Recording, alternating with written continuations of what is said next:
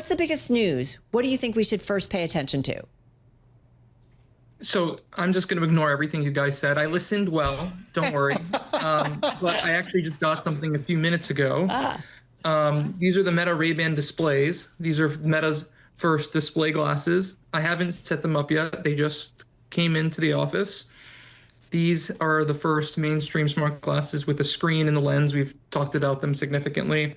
And then it has what's called the neural wristband. You put this around your wrist, and that allows you to track your finger movements and your motion in order to navigate the user interface of the glasses. So I'm actually really excited to diving into these a little bit later today, really using them and eventually publishing my review. They're $800. They went on sale yesterday at some Ray-Ban and LensCrafters stores, Best Buy stores. So excited to dive into these. What's the learning curve using this, Mark? How do you have to be trained to use it? Do you have to do a demo to use it? Can you just use it out of the box? Is it going to be easy for consumers? They think that you need this crazy demo, and so they're not letting anyone buy it who doesn't get the demo. I got the demo at Meta's headquarters a few weeks ago, so they were pretty comfortable with me just getting one out of the box. There's probably going to be some sort of, they tell me, a video that plays on the glasses that, when you first do the first boot, tells you how to use the thing. There's a little bit of a learning curve, 15, 20 minutes or so on the learning curve as well. And so it's going to take a little bit of time to get used to it if you're new to it, to get it up and running. But I think people will eventually like this technology. My hope is eventually it moves to a hand and eye tracking like setup. So you don't need the neural wristband, something similar to how the Vision Pro is operated. But definitely, I think this is a category that's going to take off. Unbelievable. I know when you talked about this last time, I mean, I think both of us were blown away and looking at your video that was on the Bloomberg about how to use it.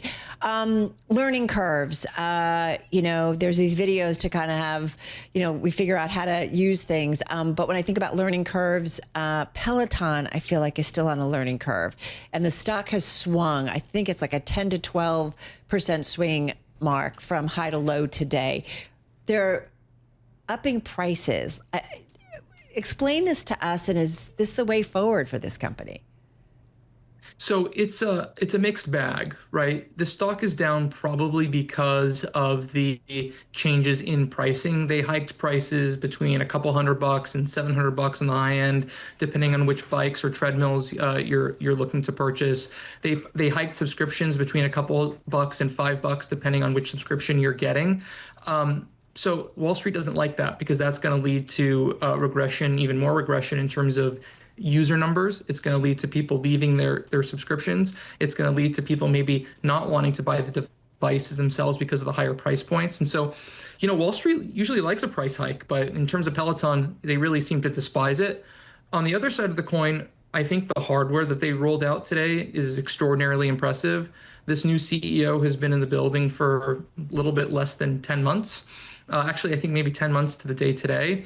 And they've got 5 or 6 new hardware devices. Under the prior CEO who was there 2.5 years or so, they did basically nothing in terms of new product launches or innovation. So I think they deserve a lot of credit for working overtime and really fast to get this new equipment out.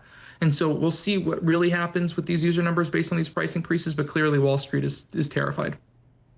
Okay, let's move on to another wearable in the Oura Ring, a $500 version of its smart ring. This one's ceramic. We should remind everyone, a lot of this stuff coming out right now because this is the holiday season. This is when people do holiday shopping. We traditionally get a lot of new devices and gadgets out during this time, Mark. This new Oura Ring, I was surprised that Oura has such a high valuation now. It raised money. Bloomberg News reported on this in recent weeks. What can you tell us about this ring and what it does for the business or could do for the business? I think it's going to do nothing for the business. This is absolutely the same ring that they launched, I think it was last October. It's the Oura Ring 4. It's just coming out in a new finish. That's $100 more expensive, so it's the ceramic finish. I have the ceramic blue one arriving at the office tomorrow, so looking forward to taking that for a spin as well to see if there is anything more meaningful about it. But this is just probably a marketing lever and maybe raise ASP slightly. Okay. $500 for a smart ring. Interesting price point. Let's see what happens. But Oura is a really fantastic business. But the problem is that they're $10 billion in terms of the valuation right now. So they're too expensive to get acquired, right? And they're not worth enough to be like some major hardware company.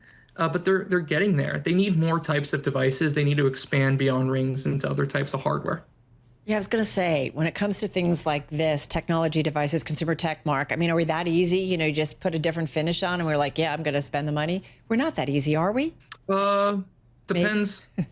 Sometimes. Maybe. I don't know. We'll see. I don't think people are going to buy the ceramic version. I think it's going to be super niche. I think people are more into the couple $100 version. The reason these are doing so well is because of like FSA, HSA, whatever accounts.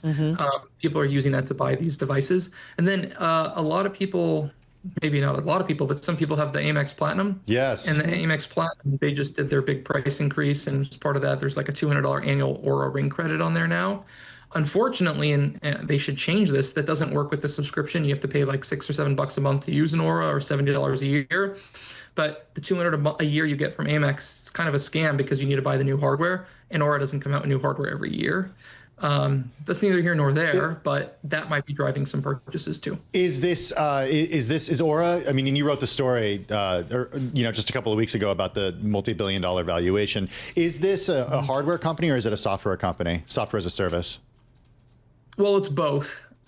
They would be fine if they didn't have this subscription, but it's really the subscription and the annual subscription in particular that I think is driving things. You know, they always say hardware is hard. Hardware is very bad margin-wise. It's not a good business. But when you're able to put a software product on top of it that has a 90% margin, you're in pretty good shape. This is why Apple shifted to services almost a decade ago now, because they knew that hardware sales were flatlining. They knew margins could potentially go down. They knew they would have to adjust prices, and the way to create recurring revenue is putting something on top that's necessary. And Oura and Whoop and some others Peloton, of course, is the poster child of this, have figured out this hardware plus software business model.